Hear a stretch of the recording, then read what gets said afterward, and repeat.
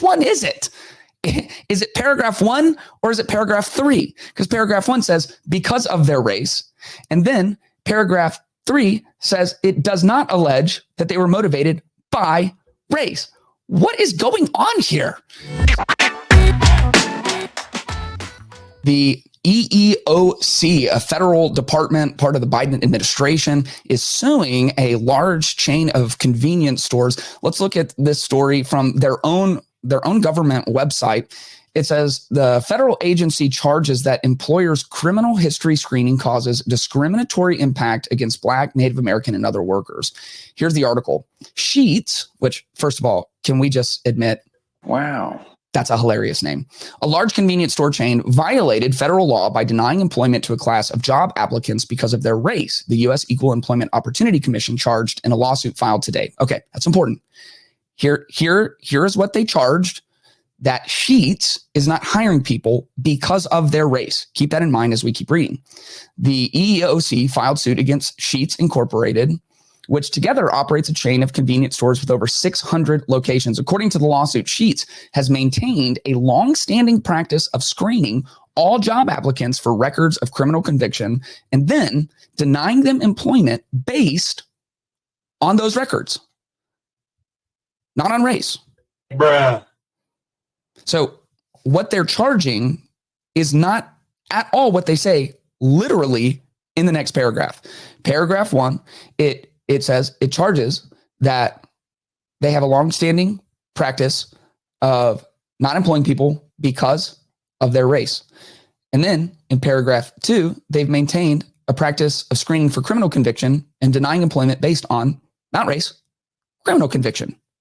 So what does this mean? Well, the EEOC has charged that Sheetz hiring practice disproportionately screened out Black, Native American, Alaska Native, and multiracial applicants. Their company-wide hiring practices violated provisions of Title VII that prohibit disparate impact discrimination. The lawsuit, here it goes. The lawsuit, here's paragraph 3, does not allege that Sheetz was motivated by race when making hiring decisions.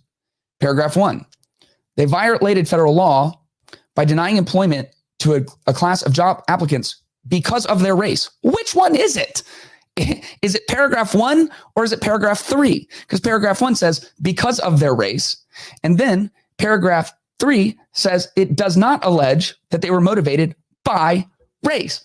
What is going on here? So it actually goes on to explain a little bit.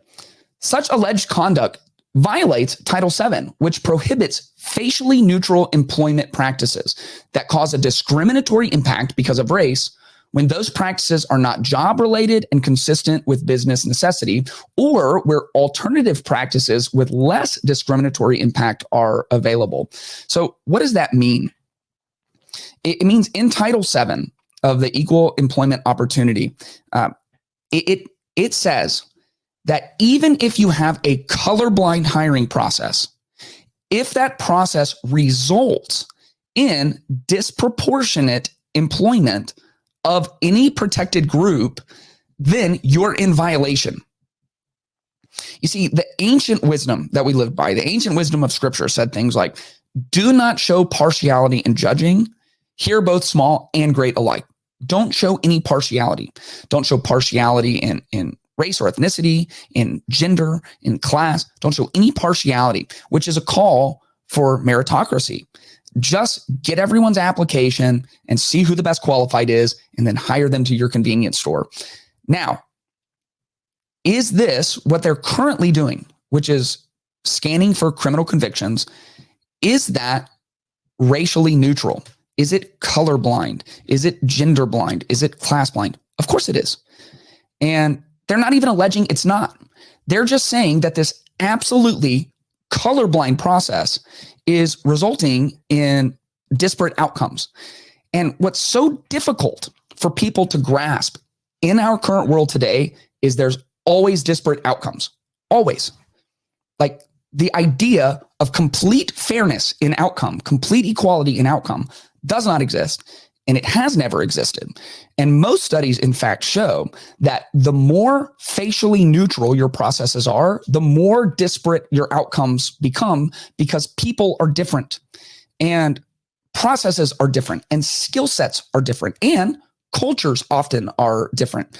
And so, well, what are we getting at? And what is this lawsuit, which just seems so out of left field and is internally contradictory, and yet probably will be upheld specifically because of Title VII. And in Title VII, they have this little piece that even if your process is colorblind, if it creates any kind of color-based disparate outcome, then you're doing something wrong. Well, why does a convenience store need to do criminal background checks? That also seems kind of obvious. Convenience stores are some of the most often robbed places, and convenience stores often experience robberies from their own employees. That happens in a lot, not just convenience stores, in supermarkets, and people do bad things. And so if you're running 600 convenience stores, one of the things you will want to know is, has this person been convicted of a crime? And if they have, not say anything bad about them, we're just not going to hire you. We're just going to try to hire somebody else. What this suit really demonstrates is that our culture is not interested in a colorblind society. And that's so heartbreaking, because what the push was for from the 1800s, the push was for America to become colorblind.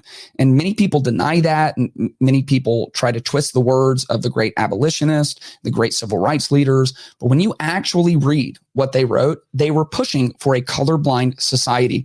Wendell Phillips was one of the great abolitionists. He was known as one of the greatest speakers through the 1830s and 40s. And when slavery was finally outlawed, the group that he was in, there was a disagreement because like William Lloyd Garrison said, you know what, let's call it good. We got what we wanted. And Wendell Phillips and others like Frederick Douglass, they said, no. We've got to keep pushing until everyone has absolutely the same rights in this country. It's possible. It can happen. Here's how Wendell Phillips described what success would look like. Once the nation is absolutely irrevocably pledged to the principle that there shall be no recognition of race by the United States or by state law, then the work of the great anti-slavery movement, which commenced in 1831, is accomplished. This is Wendell Phillips. This is an OG. This is a guy who has skin in the game. He was the original guy fighting for the coming together of race in America. And what does he say? Here's success when the nation is absolutely, which means that there are no addendums to that, irrevocably, which means it cannot be changed, pledged to the principle that there shall be no recognition of race by United States or by the state law. If he saw Title VII, Wendell Phillips would see that as a net loss. Like, that is exactly the opposite of what he was calling for. The way that Sheetz is hiring is what Wendell Phillips and Frederick Douglass were pushing for, a colorblind society where everyone is judged by their merits. And what you're doing when you say we don't want a colorblind society is you're taking race and you are making it one of the most fundamental parts of who somebody is. Martin Luther King Jr. would talk about the fundamentals of humans and how race is not one of those fundamentals. Like, we are soul and spirit. We're God's children. We're the human race. And when you make race a fundamental aspect of who people are, then you create division in the world around us. In Galatians, and this is a principle all throughout Scripture, it says, do not be deceived. God cannot be mocked. A man reaps what he sows.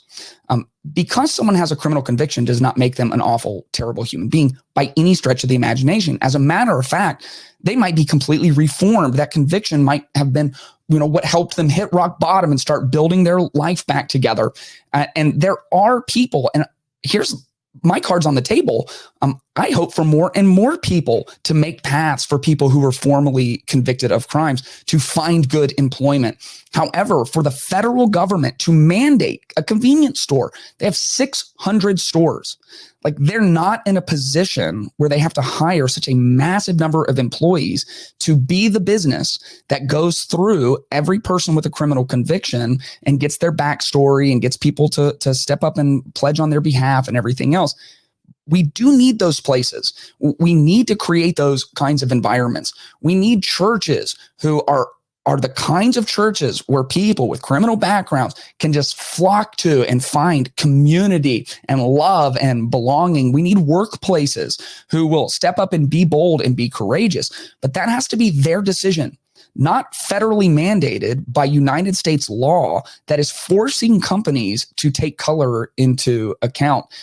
We are now moving past the point of progress. We have progressed past progress. And now we are going back into the world that the abolitionists fought against, a world where once again we are segmenting by color. And the danger in that is if you can do it in one direction, you have now set the precedent for bad actors to do it in the other direction. And I think that we should lean on ancient wisdom, like the ancient wisdom of Scripture that says we should not show partiality. And when we show partiality, we take away people's boundaries where they should be reaping what they sow. And that kind of community just cannot stand for too long. If you enjoyed this video, make sure you are subscribed so you can stay up to date with all new content. And if you want early access, exclusive content, and monthly live Q&As, make sure to check out patreon.com/ClaytonTyner.